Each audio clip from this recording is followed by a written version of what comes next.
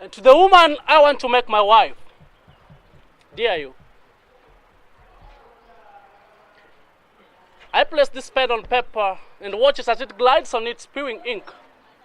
It's my hope that when you trace the path of this pen, you will not only find the heart and hollowness in me, but also reasons that will make you want to spend the rest of your life with me. But with that said, I don't intend to bleed the dark side of my life that will entice you to be a part of it. No. I am very blunt, loving the harsh realities of life than the sugar-coated venom. So welcome into my world, where bitter realities are embraced, but sweet lies are shown the door. I know it's rather weird to begin a letter with confessions, but this is where I'm beginning this letter to you. See, before I met you, I had fallen in love, not once, not twice, but thrice. First, I fell in love with Samantha.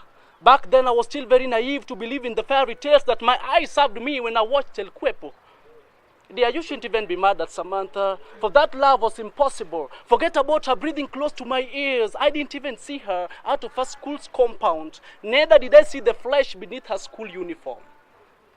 I guess I shouldn't have met in the first place because she left me at a loss. The day she ended our last call, I knew she parted with a piece of my heart. Secondly, I fell in love with Faith. Woman like her name wasn't faithful enough to give our relationship a breath of endurance to scale us through the test of life. When we broke up, she left a vacuum in me that my desperate quest to fill got me encircled in the arms of Edith. I guess she isn't even worth the mention. Thirdly, I fell in love with Esther, whom even after being with me for 4 good years wasn't ready to quell her belief that a young man with a pretty smile and a light skin wasn't to be trusted. See, if it makes you feel right, I've been single for years now, just waiting for you. But even if I got you this minute, you won't still be my number one, as that I gave to God who is gracious enough to grant me this breath of life every day in spite of my crippling weight of sins. You see, the Bible tells me that the wages of sin is death, but it still grants me my daily bread. Needless to mention, He gave His only Son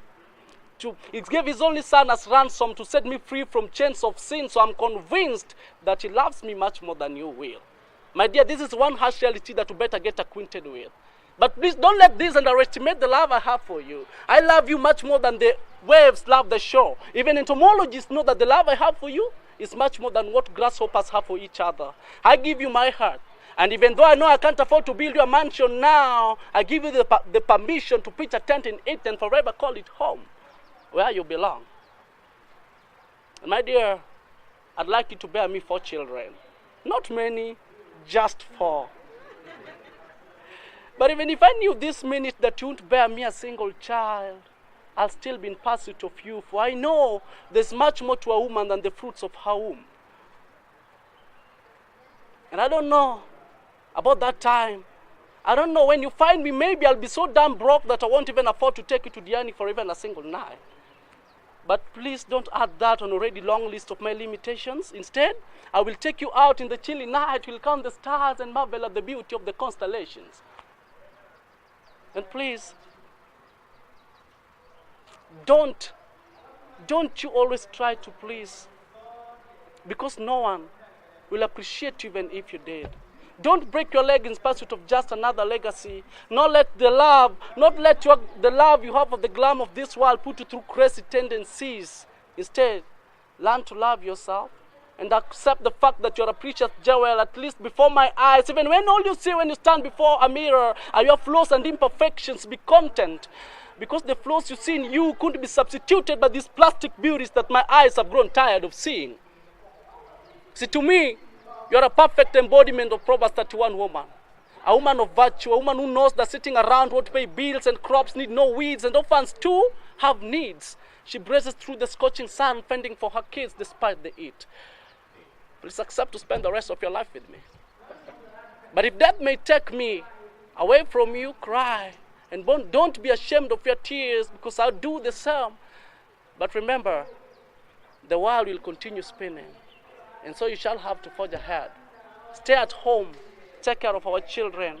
And though friends will leave, you can count on God to sail you through the storms of this life when I'm gone. Stay at home, take care of our children. This world is mean.